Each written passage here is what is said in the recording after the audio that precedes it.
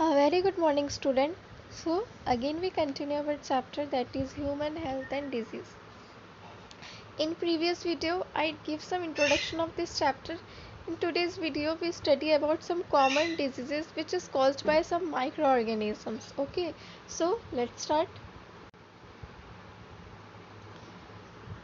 आपको सभी को पता है स्टूडेंट कि जो ऑर्गेनिजम्स हैं वो बहुत से डिजीज कॉज करते हैं, है ना। तो जो डिजीज कॉज करते हैं उनको हम क्या कहते हैं? पैथोजेंस कहते हैं। और ये जो माइक्रो ऑर्गेनिजम्स होते हैं ये अलग अलग टाइप के होते हैं, लाइक बैक्टीरिया, वायरस, उसके अलावा प्रोटोजोआ, है ना। तो सब अलग अलग डिफरेंट डिफरेंट वेराइटीज़ के ऑर्गेनिज्म होते हैं जो क्या करते हैं? डिजीज कॉज करते हैं। तो चलिए देखते हैं क्या लिखा है। A wide range of organisms belonging to bacteria, viruses, fungi, protozoa, helminth etcetera could cause diseases in man. तो बता रहे कि जो बहुत ज़्यादा वाइड रेंज के ऑर्गेनिज्म है, लाइक बैक्टीरिया, वायरस है, फंजाई है, प्रोटोजोआ, हेलमिंथ, ये सब क्या करते हैं? डिजीज कॉज करते हैं। किसमें? मैन में। ठीक है, तो वो जो डिफरेंट डिफरेंट टाइप के माइक्रो ऑर्गेनिज्म है वो कौन है? Bacteria, virus, fungi, protozoa, helminth. Okay, such disease causing organisms are called pathogen. तो ये ऐसे ऑर्गेनिज्म जो क्या कर रहे हैं? डिजीज कॉज कर रहे हैं, उनको हम क्या कहते हैं? पैथोजन कहते हैं। ओके, तो आप याद रखिएगा ये टर्म कि पैथोजन किसको कहा जाता है? जो डिजीज कॉजिंग ऑर्गेनिज्म है, ऐसा ऑर्गेनिज्म जो डिजीज को फैला रहे हैं, डिजीज को दे रहे हैं किसी भी ऑर्गेनिज्म में, उसको हम क्या कहते हैं? पैथोजन कहते हैं। Most parasites are therefore pathogen as they cause harm to the host by living or in them. फिर बता रहा है कि बहुत सारे जो पैथोजेंस होते हैं, मतलब ऐसे ऑर्गेनिज्म जो डिजीज कॉज करे, वो किस फॉर्म में रहते हैं? वो पैरासाइट्स के फॉर्म में रहते हैं। तो पैरासाइट्स के बारे में आपको बहुत ही अच्छे से पता है कि पैरासाइट्स हम किसको कहते हैं? ऐसे ऑर्गेनिज्म जो किसी अदर ऑर्गेनिज्म में डिपेंड होते हैं, है ना, वो क्या कहलाते हैं? पैरासाइट्स। मतलब इनको कोई ना कोई क्या चाहिए रहती है? होस्ट बॉडी चाहिए रहती है अपने आप को रखने के लिए। मतलब ये किसी न किसी होस्ट बॉडी में रह के ही सर्वाइव करते हैं।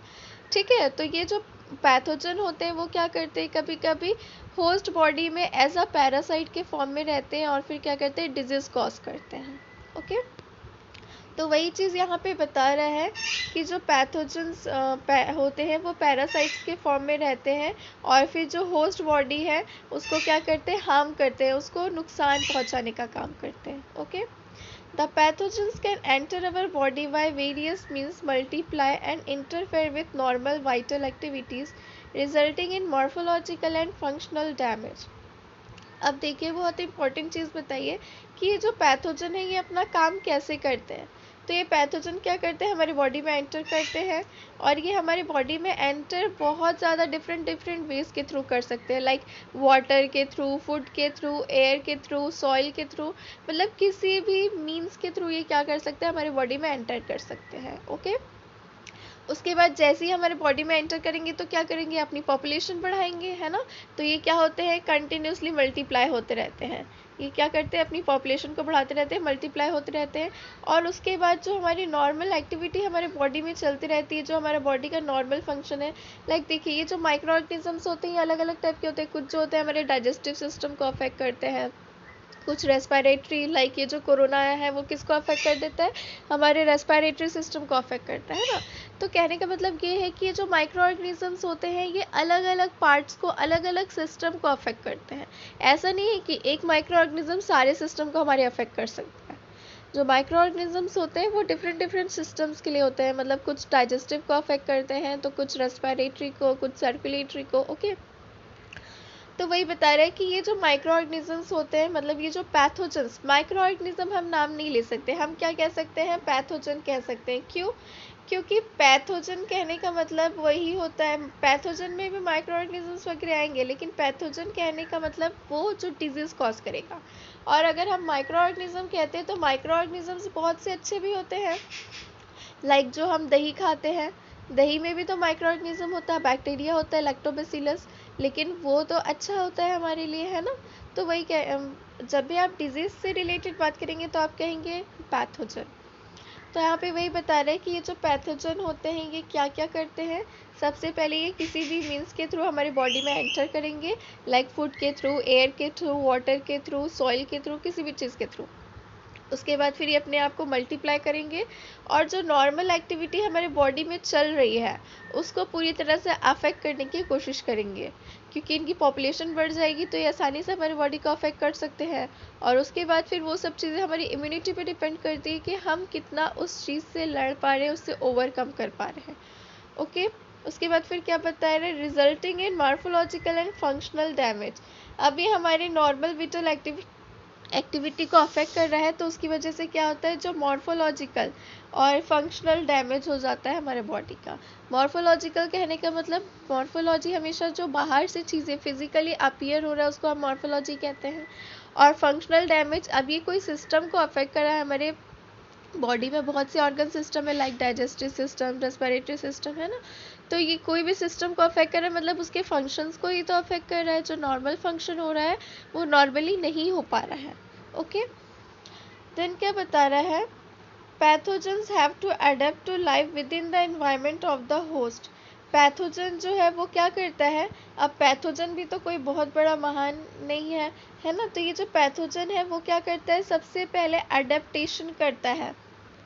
होस्ट बॉडी के अंदर आ रहा है तो इसके लिए भी तो कोई नया इन्वायरमेंट है, ठीक है ना। तो उस नया इन्वायरमेंट में ये सबसे पहले क्या करता है, अडेप्टेशन करता है, मतलब अडेप्ट करता है उस इन्वायरमेंट को। और अडेप्ट करने के बाद फिर ये क्या करता है, उस बॉडी में सर्वाइव कर पाता है, ठीक है। और उसके बाद फिर ये अपना रोल प्ले करना शुरू करता है, मतलब जो इसका काम है डिजीज कॉज करने का वो करना शुरू करता है। फिर क्या बता रहे हैं, for example the pathogens that enter the gut must know a way of surviving in the stomach at low pH and resisting the various digestive enzymes। तो जैसे एग्जाम्पल बता रहा है कि पैथोजन जो कि हमारे गट में एंटर करता है उसको पता है कि उसको कैसे सर्वाइव करना है स्टमक में लो पीएच के साथ। पीएच लो कह रहे हैं, that means what, that means कि स्टमक का हमारे पीएच क्या होता है, एसिडिक होता है। तो हमारे स्टमक का जो पीएच है वो 7 के अंदर ही रहता है ना, 1 से 7 के अंदर ही तक रहता है, क्योंकि 7 तो न्यूट्रल है और 1 2 3 4 ये सब चीज़ें क्या है, एसिडिक चीज़ें बता रही हैं। तो ये जो पीएच कम रहता है क्यों, क्योंकि हमारे स्टमक में HCl होता है, हाइड्रोक्लोरिक एसिड होता है। तो वही बता रहे हैं कि ये जो पैथोजन, जैसे कि कोई पैथोजन हमारे स्टमक में एंटर किया है हमारे गट के थ्रू, उसको पता है कि उसको कैसे सरवाइव करना है, कैसे रेजिस्टेंस अपने अंदर पैदा करना है कि वो लो पीएच में क्या कर सके, सरवाइव कर सके। Okay, then a few representative members from different groups of pathogenic organisms are discussed here along with the disease caused by them. Preventive and control measures against this disease in general are also briefly described.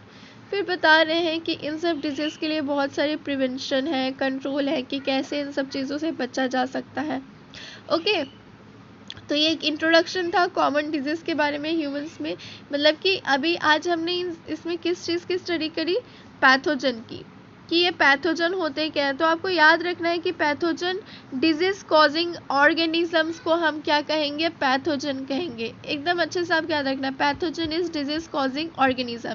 ये organism micro organisms भी हो सकते हैं, है ना, या फिर normal organism भी हो सकता है। अब ये जो पैथोजन है ये हमारे बॉडी में किस फॉर्म में रहते हैं, तो ये हमारे बॉडी में रहते हैं पैरासाइट्स के फॉर्म में, और हमारी बॉडी इनके लिए क्या बन जाती है, होस्ट बॉडी बन जाती है, ठीक है। तो ये जो पैथोजेंस होती है हमारे बॉडी में पैरासाइट्स के फॉर्म में रहते हैं। फिर ये अपना काम कैसे करते हैं, तो सबसे पहले ये क्या करेंगे, सबसे पहले ये एंटर करते हैं हमारे बॉडी में, एंटर करते हैं। देन सेकेंड थिंग, फिर ये क्या करते हैं, एंटर कैसे करेंगे ये भी आपको याद रखना है, कोई भी मीन्स के थ्रू, लाइक फूड के थ्रू, एयर के थ्रू, वाटर के थ्रू, किसी भी थ्रू ये एंटर कर सकते हैं, ठीक है। उसके बाद फिर ये एंटर करने के बाद क्या करेंगे, अपना मल्टीप्लिकेशन करेंगे, मतलब अपनी पॉपुलेशन को जितना ज़्यादा हो सके बढ़ाएंगे। आप देखते हो ना, एड्स का जो वायरस है जैसे ही हमारे बॉडी में चलता है तो थोड़ी ना हमको अफेक्ट कर सकता है, लेकिन वो तो लगभग ऐसा होता है कि कभी कभी 10 साल तक बिल्कुल ऐसे ही पड़ा रहता है हमारे बॉडी में। क्यों, क्योंकि वो 10 साल तक अपनी पॉपुलेशन को ही बढ़ाता रहता है, क्योंकि है तो ये आखिरी माइक्रो ऑर्गेनिज्म। अगर एक माइक्रो ऑर्गेनिज्म हमको डिजीज कॉज करना चाहेगा तो क्या हो सकता है, क्या इतना कम तो हमारा इम्यूनिटी नहीं है, हमारा इम्यूनिटी स्ट्रांग है, वो उसको अफेक्ट कर सकता है ना। तो इसीलिए ये क्या करते हैं, बहुत ज़्यादा अपने आप को मल्टीप्लाई करते हैं, मतलब अपनी पॉपुलेशन को बढ़ाते हैं ताकि मिल के ये क्या कर सकें, डिजीज़ कॉज कर सकें। ओके, तो ये मल्टीप्लाई हो गए। उसके बाद फिर क्या करते हैं, थर्ड, फिर ये हमारे बॉडी को क्या करना स्टार्ट करते हैं, इंटरफेयर करना स्टार्ट करते हैं। मतलब जो नॉर्मल एक्टिविटी हमारे बॉडी में चल रहा है उससे क्या करते हैं, इंटरफेयर करते हैं। ओके, और उसके बाद फिर ये क्या करते हैं, अफेक्ट करना शुरू कर देते हैं। ठीक है, तो याद रखिएगा पैथोजेंस के बारे में ये कुछ चीज़ें। ओके, और पैथोजेंस के अंदर रेजिस्ट करने की कैपेसिटी होती है, ये अपने आप को क्या कर लेते हैं, एडेप्टेशन कर लेते हैं ताकि ये जो होस्ट बॉडी उसमें सरवाइव कर सके। ओके, तो ये कुछ कॉमन चीज़ें थी जो मैंने आपको बताई। अब हम इसके बाद क्या पढ़ेंगे, डिजीज़ के बारे में पढ़ेंगे कि बैक्टीरिया कौन से डिजीज़ कॉज करते हैं, वायरस क्या डिजीज़ कॉज करते हैं। ओके, सो इस वीडियो को यहीं पे कंप्लीट करते हैं। Thank you, have a nice day and keep studying.